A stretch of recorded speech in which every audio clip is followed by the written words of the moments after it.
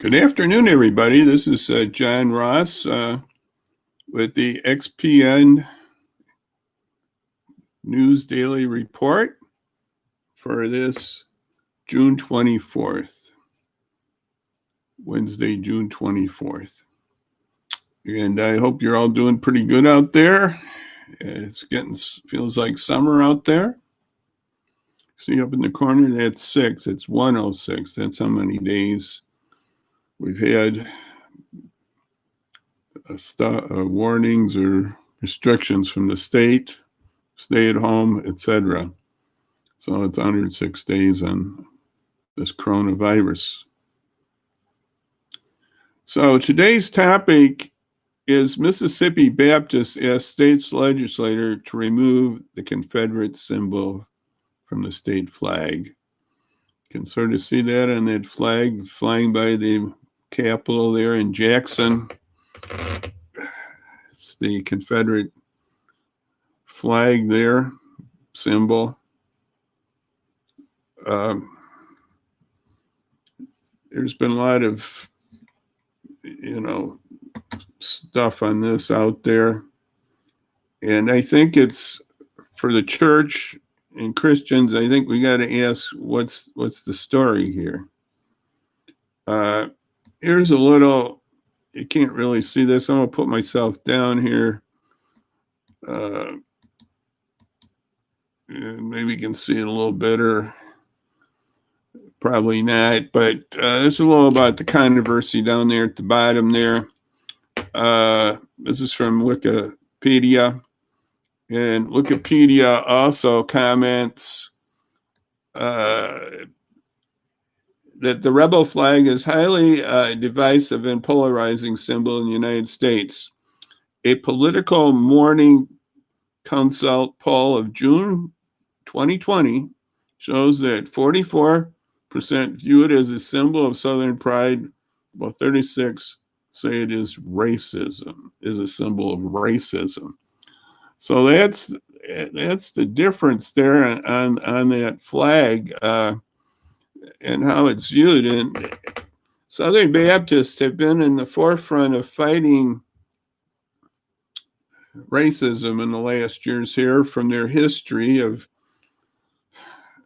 as being a split basically from the Civil War times, but they're moving ahead on the flag issue. As I said, they're moving ahead on that. And they also, many of the leadership of the Southern Baptists a few weeks ago now brought up about another thing, which is their symbols of Confederacy and monuments. And this is from the Baptist Press, an entity of the Southern Baptist Convention. And I'm surprised they didn't put this up on my website. I used their material.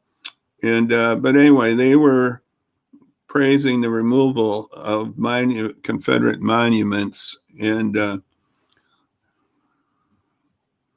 so they're trying to revise and change and move ahead to address the questions of racism that we have in our culture. And the church has got to lead that. And I have some information on that, more that you can read on my website. This is just part of it here. I don't know if you can see it, but look at XPian.news. It's more about the Southern Baptists in Mississippi. The Mississippi Baptist Convention Board is what put this out. And there's a lot of Baptists in Mississippi. I forgot the numbers in the article.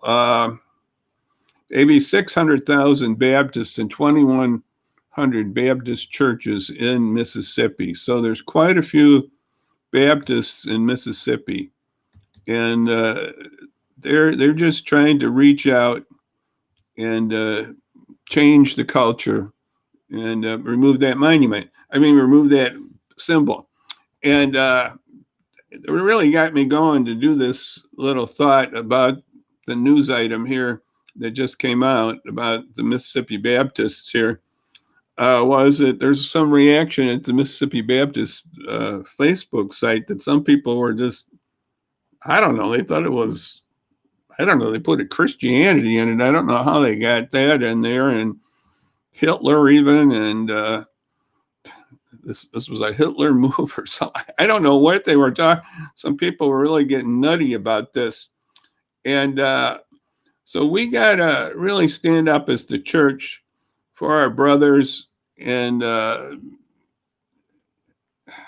African American brothers in this fight against racism that's been with us for a long time.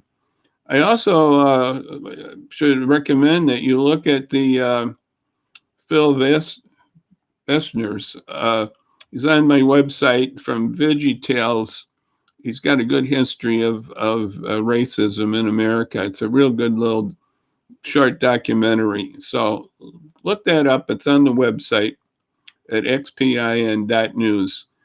So we just got to stand up on these things. In Illinois, I don't know if we have as much this way, but if there is, we should look into it. Of course, we want to do everything peacefully and not just tear down. And that's what's happened here somewhat too. But certain cities and others have just, in a peaceful way, have removed these monuments and other things. And I think the flag base here in Mississippi should be changed. So let's just pray that the Mississippi Baptists can stand up and do that, and other Christians around the country to stand up for our brothers, our African American brothers and brown brothers too, who are facing discrimination. And the Confederate flag is definitely that.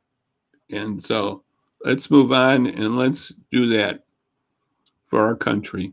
Well, tonight and tomorrow is the food pantry drive. I wanted to bring that up real briefly here. I'm going to give you that little flyer here. Again, you can see that. The food pantry is tonight, 6 to 8 drive, and 10 to 11:30. These are all at the 60 South 4th Street in Aurora at the Harkness Family Center. Just drop off your canned goods, canned soup, canned meat, canned vegetables. Throw in canned fruit. It's not there, but it is. Canned fruit and canned pasta sauce. Just no glass, no glass. So bring that in. And how about the Marie Wilkinson Food Pantry? Doesn't matter what church you go to, just, or if you don't go to church, just bring it in and help out the food pantry in their need. And they've had some outreach things too. I haven't put that up at Phillips Park. I forgot what day that is. Maybe it's today. I don't know. I got to put that up. But there's a nice outreach that the city and Marie Wilkinson's doing, and we'll put that up. I forgot to do that here.